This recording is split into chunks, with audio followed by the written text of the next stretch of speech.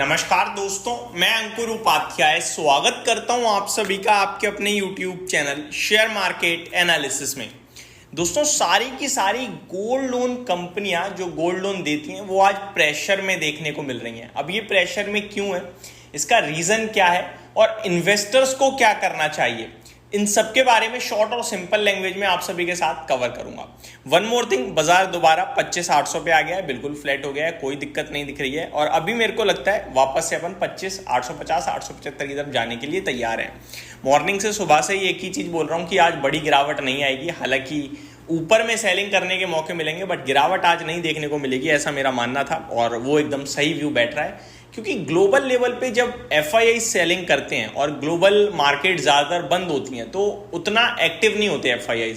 आज Asia Pacific देखो तो शंघाई, हैंगसेंग, कॉस्पी वगैरह बंद है आई थिंक, तो भारतीय बाजार भी कल बंद है, तो एफआईआई उतनी बड़े लेवल पे काम नहीं करेंगे और ऑलरेडी उन्होंने पैसा छाप दिया है। तो आई थिंक सस्टेन करेगा मार्केट। कल 400 पॉइंट गिरने के बाद आज वापस से 100 पॉइंट तक नीचे गया, लेकिन अभी रिकवरी मोड में चल रहा है पूरी तरीके से और आपके पास ऐसा कोई एडिशनल ट्रिगर भी नहीं है कि आप मार्केट को और ज्यादा तोड़ दो, ठीक है। तो वो चीज भी सोचनी समझनी थी, इसीलिए मैंने आपसे कहा था कि अब यहां से फ्रेश सेलिंग नहीं बनती है, वेट करना एक बेटर ऑप्शन है और वो एकदम सही राय बैठी है आप सभी के साथ। इनफैक्ट अगर आपने बाइंग करी तो भी लॉस, सेलिंग करी तो भी लॉस, और यही मेरा व्यू था कि आज कोई ट्रेड ही नहीं बनता है। अब मैं आता हूं दोस्तों आरबीआई यानी कि रिजर्व बैंक ऑफ इंडिया, इन्होंने लिया एक बड़ा फैसला जिसके चलते पूरी गोल्ड लोन प्रोवाइडर कंपनियां जो हैं वो आज दिक्कत में आते हुए दिख रही हैं। अब क्या करा है आरबीआई ने, चलिए समझते हैं। स्टॉक्स बता दूं दोस्तों तो मुथूट फाइनेंस, मन्नापुरम फाइनेंस, ये जो गोल्ड लोन प्रोवाइडर हैं ये बड़े लेवल पे मोटा मोटी इनका काम ही है। दोनों स्टॉक्स आज आपको प्रेशर में देखने को मिल रहे हैं। एक बार मुथूट फाइनेंस को देख लेते हैं कि कितना प्रेशर में, तो लगभग 3% तक आज टूटता हुआ दिख रहा है दोस्तों। 1960 पे आगे खड़ा हो गया और लगभग 2078 का इसका लाइफ हाई है, 2009 का आज का हाई है। मन्नापुरम फाइनेंस को भी एक बार चेक कर लेते हैं कि क्या हुआ है मन्नापुरम फाइनेंस के स्टॉक में। यहाँ लगभग 1.5% के करीब की गिरावट देखने को मिल रही है, 197 पे ट्रेड करता हुआ दिख रहा है स्टॉक।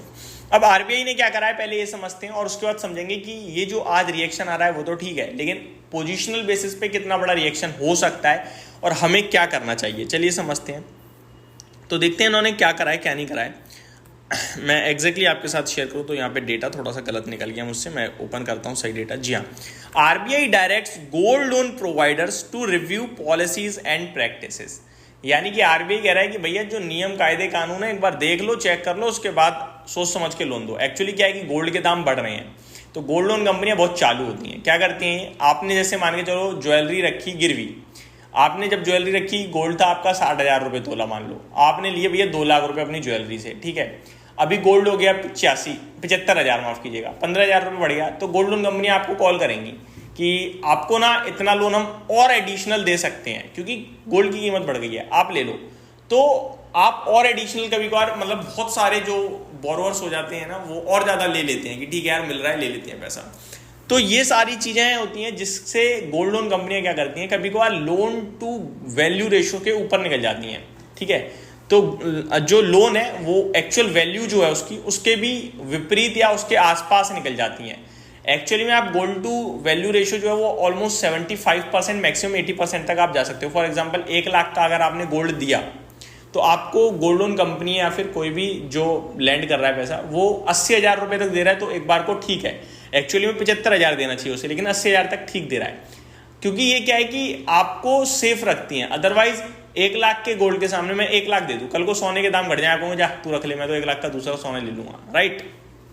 इसलिए हमेशा जो वैल्यू होती है उसके सामने कम ही देना चाहिए और जो लिमिट है वो लिमिट को सरपास नहीं करना चाहिए। अदरवाइज एनपीए वगैरह बढ़ने के चांसेस बढ़ जाते हैं और वो दिक्कत होती है बैंकों कंपनियों के लिए और फिर वो डायरेक्टली इनडायरेक्टली देश पे इंपैक्ट डालती है। अब देखिए क्या हुआ है, the reserve bank of India on Monday directs banks and NBFCs यानी कि non banking financial companies offering gold loans to thoroughly review their policies, processes and practices to identify any gaps. The central bank also told them to closely monitoring their gold loan portfolio amid significant growth observed in this segment vis-a-vis some lenders. Additionally, the RBI through a circular instructed these lenders to ensure adequate controls over outsourced activities and third party services. तो ये simple सी चीज़ें हैं कि भैया जो जो चीज़ें हैं उनको फोकस कीजिए properly. Any actions taken by the lender in this regard have to inform to the senior supervisory manager of the RBI within 3 months of the date of the circular. The central bank said, adding that non-compliance with regulatory guidelines in this regard will be viewed seriously and will attract among other things supervisory action. तो 3 महीने के अंदर अंदर update देनी है, otherwise यहाँ पे action होगा बड़े लेवल पे। अब देखिए यहाँ लोन टू वैल्यू रेशियो जिसके बारे में बात कर रहा था वो भी लिखा हुआ है। This comes as the RBI following a review of adherence of prudential regulations being followed by gold loan financiers found several irregular practices। तो कुछ गलत तरीके से लोन दिया जा रहा है आगे, including incorrect applications of risk weights, weakness in monitoring of loan to value ratio and lack of transparency during auction of gold ornaments and jewellery on default by the customer among others. तो ये सारी चीजें हैं जो RBI करना चाहता है। तो मेरे को लगता है ठीक है, आप रेगुलेशंस को मजबूत बनाने के लिए कर रहे हो, ठीक है। अब इससे स्टॉक्स गिर गए हैं, ये जायज नहीं है।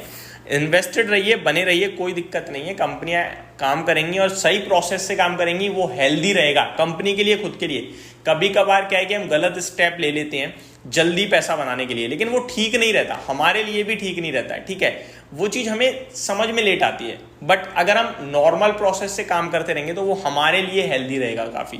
तो मेरे को लगता है प्रोसेस ठीक है, कोई दिक्कत नहीं है। तो मुथूट फाइनेंस जो डिप मिल रही है यहाँ पे आप बाइंग के मौके समझ सकते हो।